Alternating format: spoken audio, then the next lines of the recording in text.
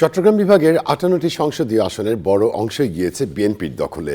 এর মধ্যে চট্টগ্রামের ১৬ আসনের ১৪টিতে, কুমিল্লার ১১ আসনের ৮টিতে, ব্রাহ্মণবাড়িয়ার ৬টি আসনের ৪টিতে, বৃহত্তর নোয়াখালীর ১৩ আসনের ১২টিতে জয় পেয়েছেন বিএনপি প্রার্থীরা।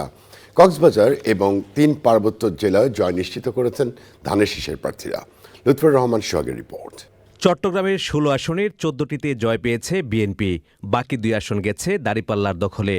বিএনপি প্রার্থীদের মধ্যে চট্টগ্রাম ১ আসনে নুরুল আমিন, চট্টগ্রাম ২ আসনে সরোয়ার আলমগীর, চট্টগ্রাম ৩ আসনে মোস্তফা কামাল পাশা, চট্টগ্রাম ৪ আসনে আসলাম চৌধুরী, চট্টগ্রাম ৫ আসনে মীর মোহাম্মদ হেলাল উদ্দিন, চট্টগ্রাম ৬ আসনে গিয়াসউদ্দিন কাদের চৌধুরী, চট্টগ্রাম ৭ আসনে হুমাম কাদের চৌধুরী, চট্টগ্রাম ৮ আসনে এরশাদুল্লাহ, চট্টগ্রাম ৯ আসনে আবু সুফিয়ান, চট্টগ্রাম ১০ আসনে সাঈদ আল নোমান, চট্টগ্রাম ১১ আসনে আমির খসরু মাহমুদ চৌধুরী, চট্টগ্রাম ১২ আসনে এনামুল হক এনাম, চট্টগ্রাম ১৩ আসনে সরোয়ার জামাল নিজাম এবং চট্টগ্রাম ১৪ আসনে জসিমউদ্দিন আহমেদ জয়ী হয়েছেন।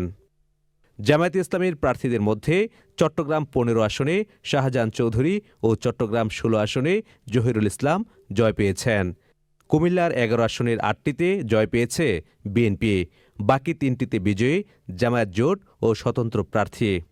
বিএনপির প্রার্থীদের মধ্যে কুমিল্লা ১ আসনে খন্দকার মোশাররফ হোসেন, কুমিল্লা ২ আসনে সেলিম ভুঁইয়া, কুমিল্লা ৩ আসনে শাহ মুফাজ্জল হোসেন কাইকোবাদ, কুমিল্লা ৫ আসনে জসিমউদ্দিন, কুমিল্লা ৬ আসনে মনিরুল হক চৌধুরী, কুমিল্লা ৮ আসনে জাকারিয়া তাহের সুমন, কুমিল্লা ৯ আসনে আবুল কালাম এবং কুমিল্লা ১০ আসনে মোবাশ্বের আলম ভুঁইয়া জয় পেয়েছেন। এছাড়া কুমিল্লা ৪ আসনে এনসিপির হাসনাত আবদুল্লাহ, কুমিল্লা ৭ আসনের স্বতন্ত্র প্রার্থী আতিকুল ইসলাম শাওন ও কুমিল্লা ১১ আসনে জামায়াতের সৈয়দ আবদুল্লাহ মোহাম্মদ তাহের বিজয়ী হয়েছেন। বিএনপি দাপট দেখিয়েছে ব্রাহ্মণবাড়িয়াতেও। ধানের শীষের প্রার্থীদের মধ্যে ব্রাহ্মণবাড়িয়া ১ আসনে এম এ হান্নান, ব্রাহ্মণবাড়িয়া ৩ আসনে খালেদ হোসেন মাহবুব, ব্রাহ্মণবাড়িয়া ৪ আসনে মুশফিকুর রহমান এবং ব্রাহ্মণবাড়িয়া ৫ আসনে এম এ মান্নান বিজয়ী হয়েছেন। ব্রাহ্মণবাড়িয়া ৬ আসনে জয় পেয়েছেন বিএনপি জোটের প্রার্থী গণসংহতি আন্দোলনের জোনায়েত আব্দুর রহিম সাকি, আর ব্রাহ্মণবাড়িয়া ২ আসনে বিজয়ী হয়েছেন বিএনপি থেকে বহিষ্কৃত স্বতন্ত্র প্রার্থী রুমিন ফারহানা। ফেনীর ৩টি আসনের সবকটিতে জয় পেয়েছে বিএনপির প্রার্থীরা। ফেনী ১ আসনে রফিকুল আলম মজনু, ফেনী ২ আসনে জয়নাল আবেদিন ও ফেনী ৩ আসনে আব্দুল আওয়াল মিন্টু বিজয়ী হয়েছেন। লক্ষ্মীপুর জেলার ৪টি আসনই দখলে নিয়েছেন ধানের শীষের প্রার্থীরা। লক্ষ্মীপুর ১ আসনে শাহাদাত হোসেন সেলিম, লক্ষ্মীপুর ২ আসনে আবুল খায়ের ভুঁইয়া, লক্ষ্মীপুর ৩ আসনে শহীদ উদ্দিন চৌধুরী এনি এবং লক্ষ্মীপুর ৪ আসনে আশরাফ উদ্দিন নিজাম জয় পেয়েছেন। নোয়াখালীর ৫টি আসনে জয় পেয়েছে বিএনপি।